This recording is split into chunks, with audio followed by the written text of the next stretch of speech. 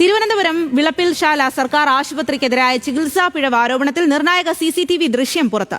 ആശുപത്രിയിൽ എത്തിച്ച് മിനിറ്റുകളോളം രോഗി പുറത്ത് തന്നെ നിന്നിട്ടും അടിയന്തര ചികിത്സാ സഹായം നൽകിയില്ല. കൊല്ലംകോണം സ്വദേശി ബിസ്മീർ മരിച്ചത് മതിയായ ചികിത്സ കിട്ടാതെ എന്നാണ് ബന്ധുക്കളുടെ ആരോപണം. നിങ്ങൾ ഈ വീഡിയോ കണ്ടല്ലോ, നമ്മളെല്ലാവരും ഇന്ന് രാവിലെ തൊട്ട് കാണുന്നൊരു വാർത്തയാണിത്. പുള്ളിയുടെ പേര് ബിസ്മീർ. പുള്ളി ശ്വാസം മുട്ടലായിട്ട് ഹോസ്പിറ്റലിൽ ചെന്നതാണ്, ഗവൺമെൻറ് ഹോസ്പിറ്റലിൽ. ഒരു പ്രാഥമിക ചികിത്സ പോലും കിട്ടാതെ പുള്ളി മരിച്ചു.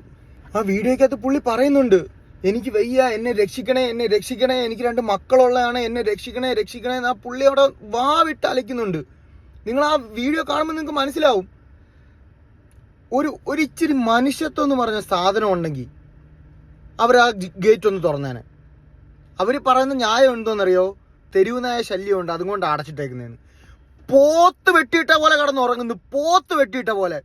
കുറെ നേഴ്സുമാരും കുറെ ഡോക്ടർമാരും. ഇവനൊക്കെ എന്തിനാ നമ്മൾ ടാക്സ് കൊടുത്ത് എന്തിനാ ഇവനൊക്കെ നമ്മൾ ശമ്പളം കൊടുക്കുന്നത്? നമ്മുടെ കാര്യം നോക്കാൻ വേണ്ടിയാണ് നമ്മൾ ഇവർക്ക് ശമ്പളം കൊടുക്കുന്നത്.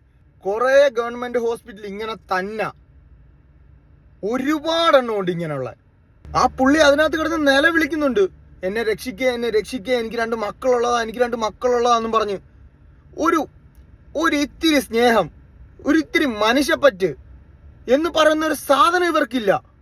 നമ്മൾ ഹോസ്പിറ്റലിൽ പോയി കഴിയുമ്പോൾ അവർ വിചാരിക്കും നമ്മൾ അവരുടെ അടിമയാണ്, അവരാണ് രാജാക്കന്മാര്. കുറെ നേഴ്സുമാരും ഡോക്ടർമാരും ഉണ്ട്, ഇവരെല്ലാം നമ്മളെ സംരക്ഷിക്കാൻ നിൽക്കുന്നവരാ.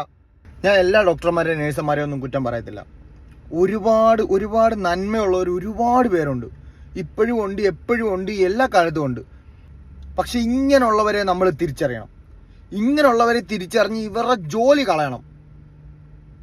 അഹങ്കാരമല്ലേ ഇവർക്കൊക്കെ. ഇതിനെതിരെ നടപടി എടുത്തേ പറ്റത്തുള്ളൂ, ഇതിനെതിരെ നടപടി എടുക്കണം. എൻട്രൻസ് വന്നിട്ട് ഓപ്പൺ ആയിരുന്നു ഗേറ്റ്, അകത്തെ ഗ്രില്ല് അത് ലോക്കായിരുന്നു.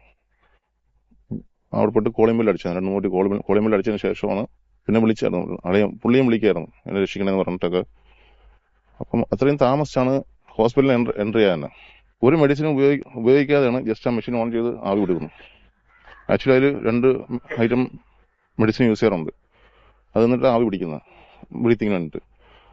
അതൊന്നായി പുള്ളി അവിടെ വെച്ച് തന്നെ അബോധാവസ്ഥയിലാകുമ്പോഴത്തേക്കും എൻ്റെ പെങ്ങൾ പറഞ്ഞായിരുന്നു CPR കൊടുക്കുന്നു. ഇവര് കിടന്ന് കെഞ്ചി കാല് പിടിച്ച് അത്രയും ബഹളം വെച്ചോണ്ട് മാത്രമാണ് അവർ വന്ന് ഗേറ്റ് തുറന്നത്. ഗേറ്റ് തുറന്നിട്ട് പരിശോധിക്കാൻ നിൽക്കുന്നില്ല. ഇവരുടെ ഉറക്കം കളഞ്ഞെന്ന രീതിയിലാണ് ഇവർ സംസാരിക്കുന്നത്. നമ്മൾ എന്ത് വിശ്വസിച്ച് ഗവൺമെന്റ് ഹോസ്പിറ്റലിൽ പോകും? ആദ്യം ഇങ്ങനെയുള്ള ഹോസ്പിറ്റലേ അടയ്ക്കണം. ഇവന്മാരുടെ ജോലി കളയണം. ഇങ്ങനെയുള്ളവന്മാർക്കും എന്തിനാ ജോലി? കിടന്ന് ഉറങ്ങാനോ? വന്ന് കിടന്ന് ഉറങ്ങിയിട്ട് പോകാനോ?